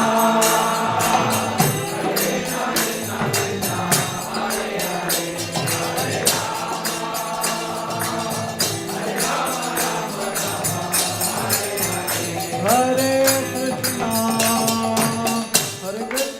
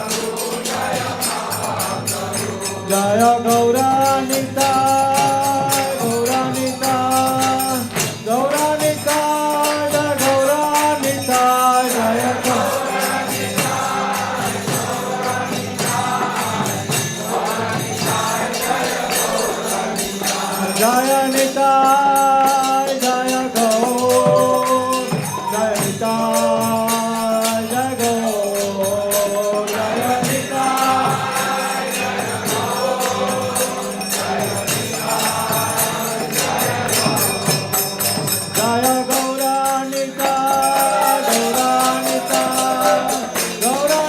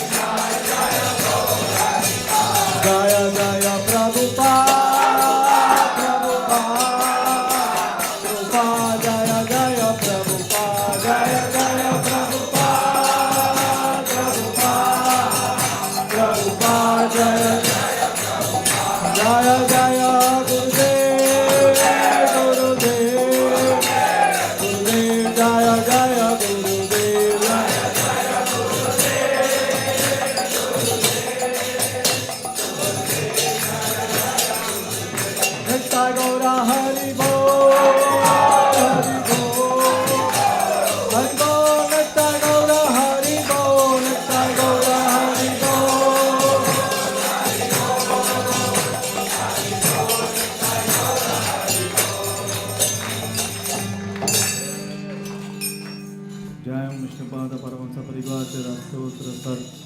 His Divine Grace A.C. Bhaktivedanta Swami Srila Prabhupada ki. ISKCON founder Acharya Srila Prabhupada ki. Ananta Koti Vaishnavrinda ki. Namacharya Srila Haridas Thakur ki. प्रेम से कहो श्री कृष्ण चैतन्य प्रभु नित्यानंद श्री अद्वैत गदाधर श्रीवासादि गौर भक्तवृंद की श्री श्री राधा कृष्ण गोप गोपीनाथ श्याम कुंड राधा कुंड गिरि गोवर्धन की वृंदावन मथुरा धाम की मायापुर नवद्वीप धाम की गंगा माई मन माई की भक्ति देवी तुलसी महारानी की समवेद भक्तवृंद की निताय गौर Premanandi all glories to assembled devotees. All glories to assembled devotees. All glories to assembled devotees. All glories to Shishi Guru and Gauranga.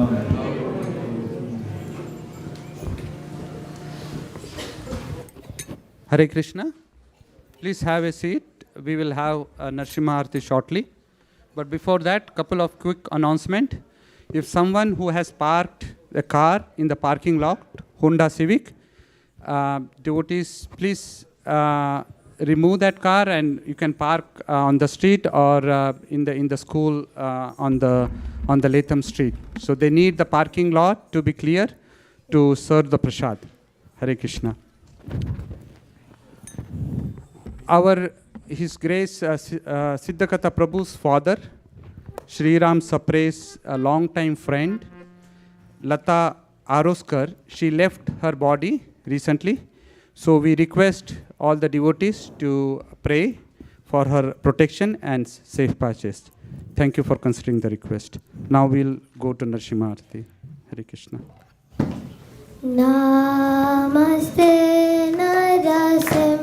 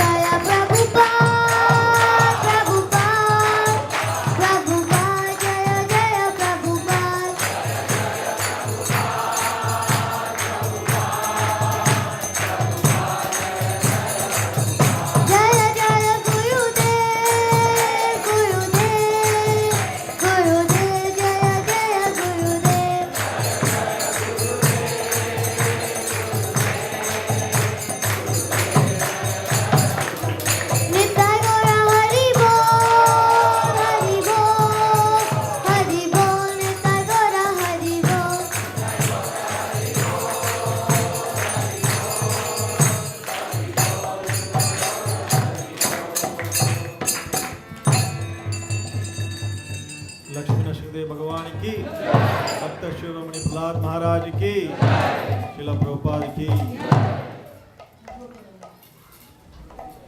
Hare Krishna Hare Krishna Krishna Krishna Hare Hare Hare Ram Ram Ram Hare Hare.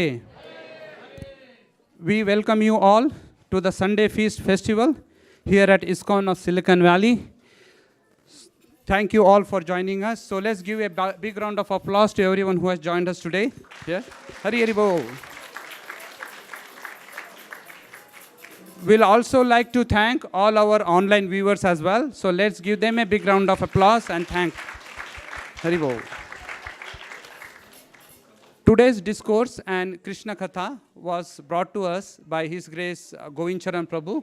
So let's express our gratitude and thank him. Hari Hari Hari Hari Bol. Hari Bol. And the kirtan was led by His Grace Sundaranand Prabhu. Let's give him a big round of applause. Thank you. Hari Hari Bol. And the Narsimha Arti was sung by Bhaktin Vraja. Hari Bol.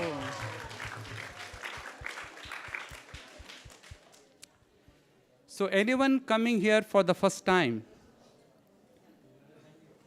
We have few devotees here, there. Nice, thank you, thank you. Thank you for joining us for the Sunday Feast Festival.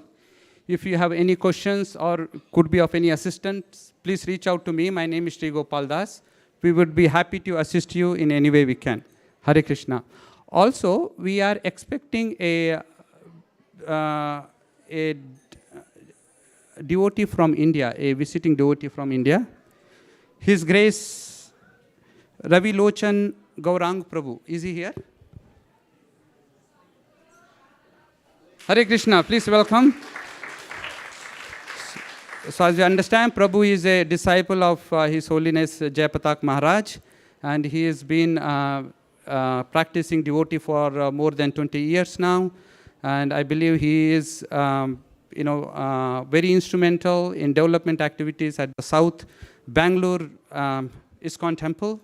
And he is by profession a CA and a senior executive at AMD. And so we thank him for giving his association today here. And let's give him a big round of applause. Hare Krishna. Hare Hari Bol.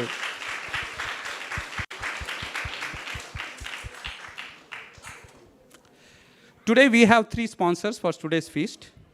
First is His Grace Harshad Prabhu and Rima Mataji. Yeah, they are sponsoring on the occasion of their both the sons' birthday, Riyansh and Gaurang. Haribol. Thank you, Prabhu, for sponsoring the feast. Riyansh, how old are you now? 6. You turned 6. And how old is your brother? 1. Oh, that's his first birthday, huh? Who is more naughtier? Are you more naughtier or Gauranga?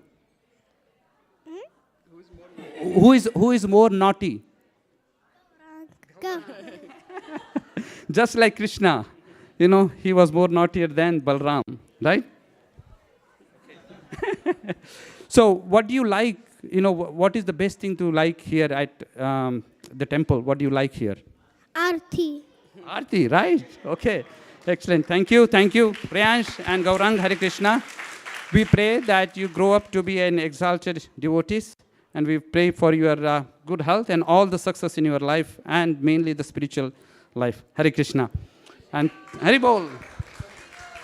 Here we have a Prasad, Mahaprasad here.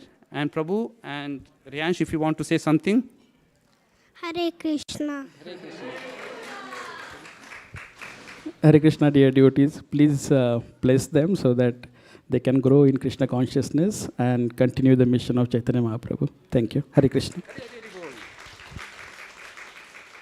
Our next sponsor is Sweta Mataji. She is sponsoring on the occasion of her mother, Uma Pattabhiramaya's birthday. Is she here? Yeah, please, let's applause and thank them. Are they here? Sweta Mataji. Okay, looks like they are not. So, but in their absentia, let's thank them for sponsoring the today's feast. Hare Krishna.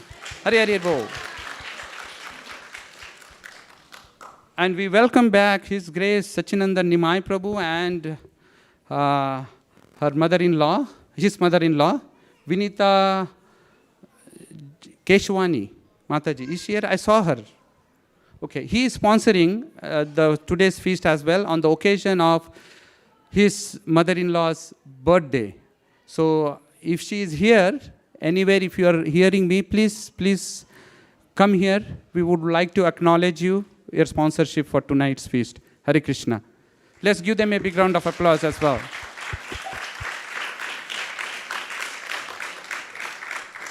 And as we hear, today is Govind Prabhu's birthday as well. Please come here, Govind Prabhu. Govind Prabhu is very instrumental in spreading the kirtan all over the Bay Area.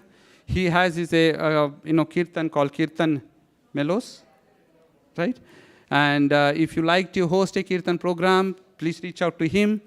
And let's hear from Govind Prabhu. Hare Krishna.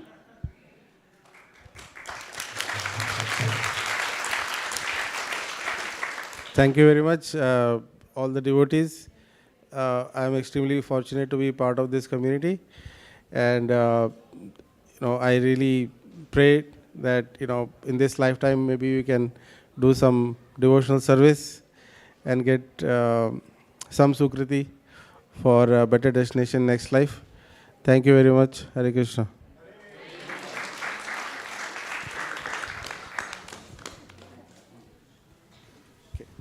Hare Krishna.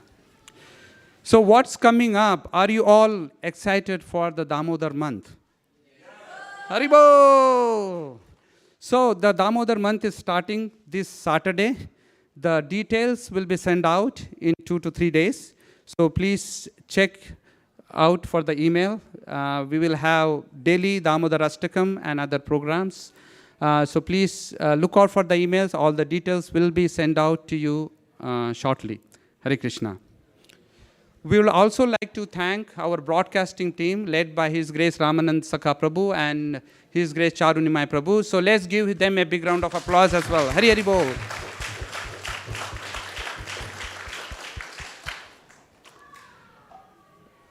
So cooks, Dhriti will announce today's cooks.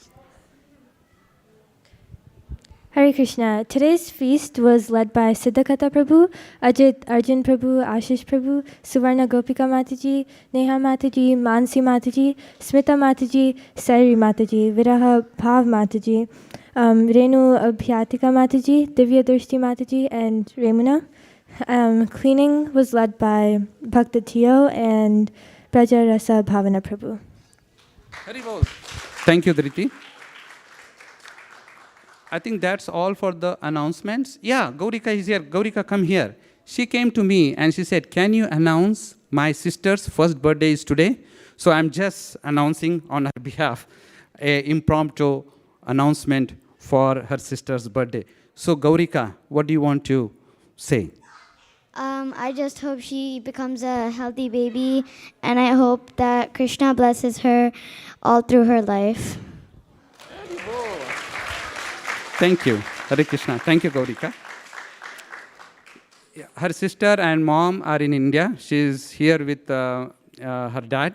So she is missing and she wanted me to announce her sister's birthday.